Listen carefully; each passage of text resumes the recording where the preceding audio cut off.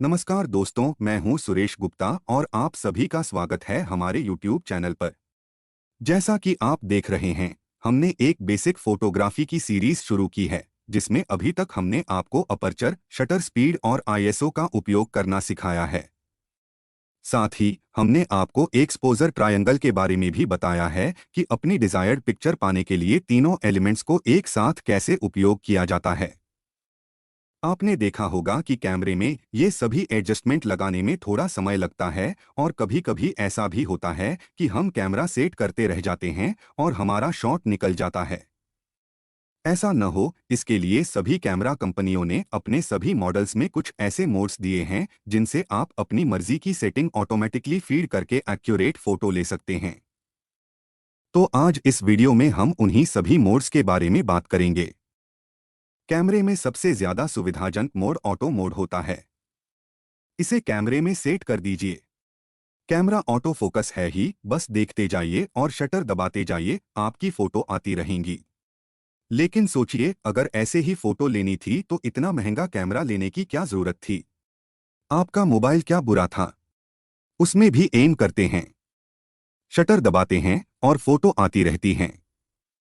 बल्कि एक बात और बता दूं कि कुछ कंडीशंस में मोबाइल की पिक्चर्स आपके DSLR या मिररलेस कैमरे से भी बेहतर आती हैं, क्योंकि उनमें AI आर्टिफिशियल इंटेलिजेंस होता है, जो कि सामान्य कैमरों में नहीं होता। साथ ही मोबाइल कैमरों का लेंस f1.8 तक होता है और इसकी ISO रेंज भी काफ़ी अच्छी होती है। इसलिए ये कम से कम लाइट में भी अच्छी फोटो खींच पाते हैं। जबकि आपका कैमरा ऑटो मोड में एक स्थिति पर आकर लिमिट में हो जाता है। आप फ्रस्ट्रेट हो जाते हैं कि इतना महंगा कैमरा खरीदा, लेकिन मोबाइल से ही इससे ज्यादा अच्छी फोटो आ रही है। तो यहाँ मैं आपको यह बताना चाहता हूँ कि ऑटो मोड उनके लिए है जिन्हें फोटोग्राफी की बिल्कुल भी जानकारी नहीं है।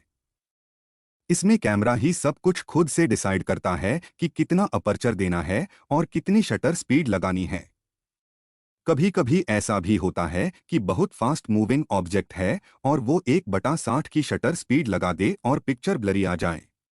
इसलिए ऑटो मोड बिल्कुल नॉर्मल सिचुएशंस के लिए है, जैसे कि आप कहीं पिकनिक पर गए हों, डे लाइट में किसी पार्क में घूम रहे हों या कहीं ट्रैवल पर गए हों।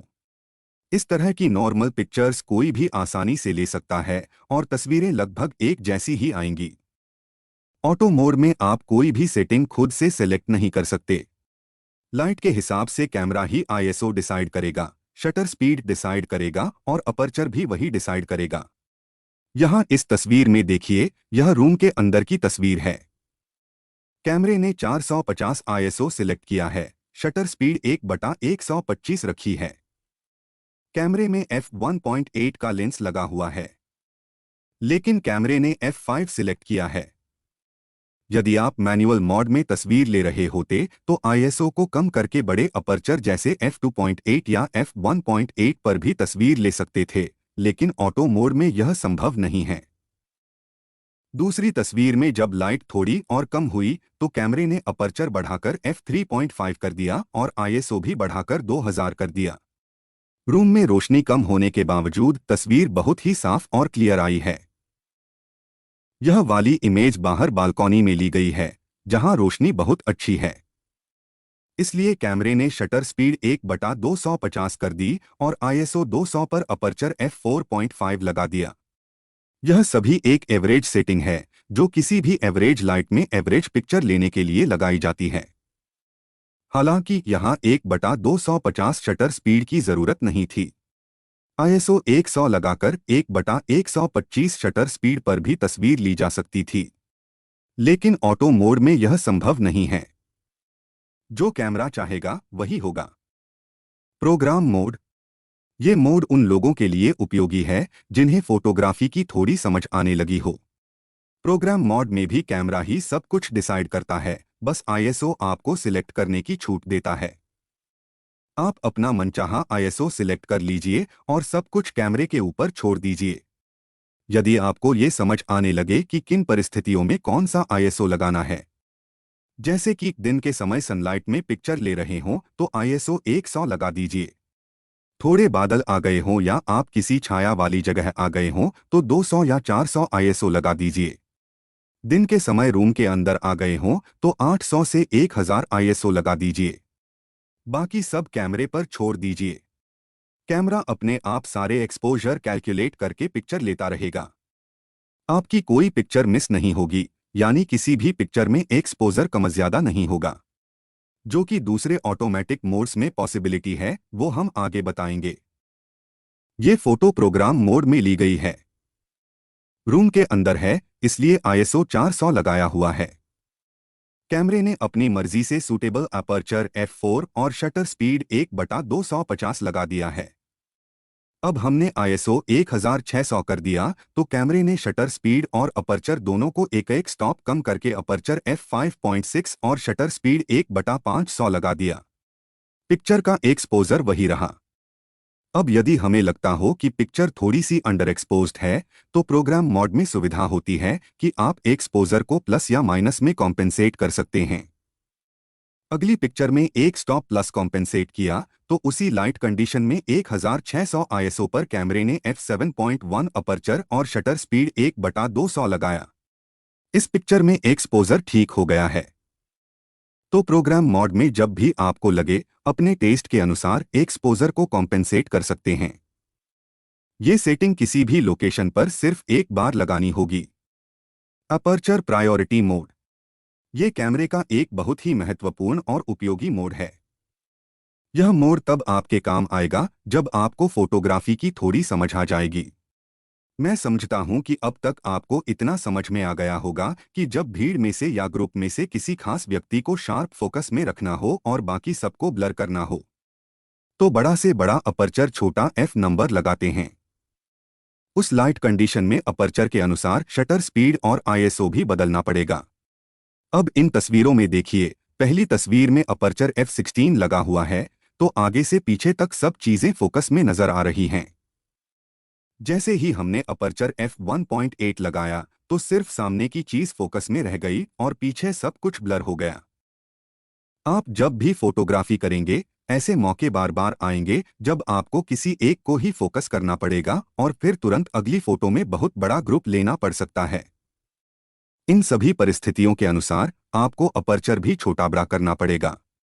माना कि अपर्चर तो आसानी से बदल जाएगा, लेकिन अपर्चर के हिसाब से ही लाइट कंडीशन के अनुसार शटर स्पीड और आईएसओ भी एडजस्ट करना पड़ेगा, वो भी पूरी सटीकता के साथ। नहीं तो पिक्चर अंडर या ओवर एक्सपोज हो जाएगी। जब हम किसी इवेंट को शूट कर रहे होते हैं तो हमारे पास इतना समय नहीं होता कि हम उतनी देर में सारी सेटिंग्स बदल सकें।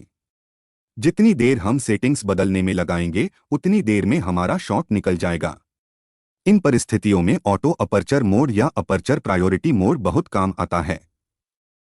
आप जब कैमरा को अपर्चर मोड में सेट कर देते हैं तो आप जो भी अपर्चर लगाएंगे उसके अनुसार जो भी शटर स्पीड या आईएसओ की जरूरत होगी, कैमरा अपने आप सेट कर लेगा। इसी प्रकार जब हमें कोई लैंडस्केप या कोई वाइड सीन लेना होता है तो हम छोटा अपर्चर लगा देते हैं। ऐसे में कैमरा अपने आप लाइट के अनुसार शटर स्पीड और आईएसओ एडजस्ट करता रहता है। बस यह फिक्स नहीं रहता कि वह कौन सी शटर स्पीड लगाएगा और कौन सा आईएसओ लगाएगा। इसलिए या तो आप आईएसओ की लिमिट तय कर दीजिए ताकि कैमरा केवल शटर स्पीड से ही कंट्रोल करे। उम्मीद करते हैं कि आपको अपर्चर प्रायोरिटी मोड इस्तेमाल करना समझ में आ गया होगा। अब बात करते हैं अगले मोड की, जो मूविंग सब्जेक्ट्स के लिए होता है। Shutter priority mode.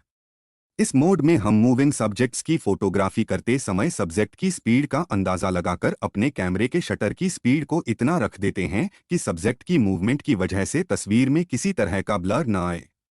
आजकल के कैमरों में लगभग सभी कैमरों में 1/4000 तक की शटर स्पीड होती है और कुछ अच्छे कैमरों में 1/8000 तक भी होती है। आप अपने सब्जेक्ट की अनुमानित स्पीड का अंदाजा लगाएं और एक उपयुक्त स्पीड कैमरे में सेट कर दें। कैमरा अपने आप लाइट कंडीशन के हिसाब से अपर्चर और आईएसओ सेट करता रहेगा। यहां हम आपको एक उदाहरण दिखाते हैं। यह एक बच्चों का खिलौना है जिसे हाथ से घुमा सकते हैं। हमने इसे पूरा घुमाकर अलग अलग शटर स्पीड पर फोटो क्लिक की। सभी शटर स्पीड पर अलग अलग रिजल्ट्स देखने को मिले और एक खास शटर स्पीड पर तो मूवमेंट बिल्कुल फ्रीज ही हो गया। हमें यही शटर स्पीड अपने सब्जेक्ट को शूट करने से पहले अंदाजा लगानी होती है। हमने कुछ मूवमेंट्स की स्टडी की हुई है, जिनमें किस तरह के मूवमेंट के हिसाब से क्या शटर स्पीड होनी चाहिए। होने वाले एक्शन के हिसाब से आप शटर स्पीड फिक्स कर दीजिए।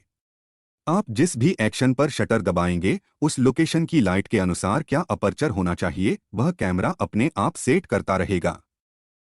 यदि कोई अपनी जगह बैठा हुआ है और हल्का फुल्का मूवमेंट भी हो रहा हो, तो 1/125 की शटर स्पीड लगा दीजिए। यदि आपका सब्जेक्ट हल्का फुल्का मूवमेंट कर रहा हो, जैसे कि यदि बच्चा दौड़ना शुरू कर दे, या कोई हल्का डांस हो रहा हो, या कोई पालतू जानवर भाग रहा हो, तो शटर स्पीड 1/250 लगा दीजिए। यदि सब्जेक्ट की स्पीड थोड़ी मॉडरेट हो, जैसे कि कोई स्पोर्ट हो रहा हो, कोई पक्षी उड़ रही हो, या हाई जंप लॉन्ग जंप का सीन शूट कर रहे हो, तो शटर स्पीड 1/500 से 1/1000 तक लगा देनी चाहिए। कुछ ऐसे इवेंट भी होते हैं जो आंखों के सामने से एकदम से निकल जाते हैं, जैसे कि बाइक रेस या कार रेस।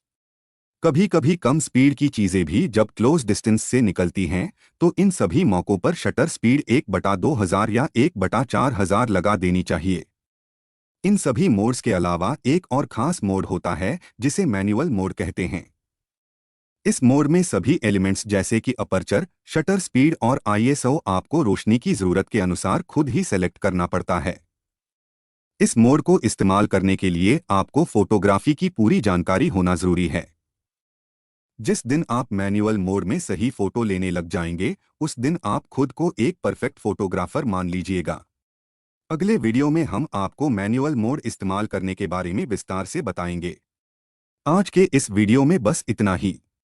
आप पूरे हफ्ते अपने कैमरे के सभी मोड्स की प्रैक्टिस कीजिएगा। मिलते हैं अगले मंगलवार शाम 4 बजे। अगर आपको यह वीडियो पसंद आया हो तो इसे लाइक और शेयर करें। चैनल को सब्सक्राइब भी जरूर करें। जल्दी ही मिलते हैं एक नए वीडियो के साथ।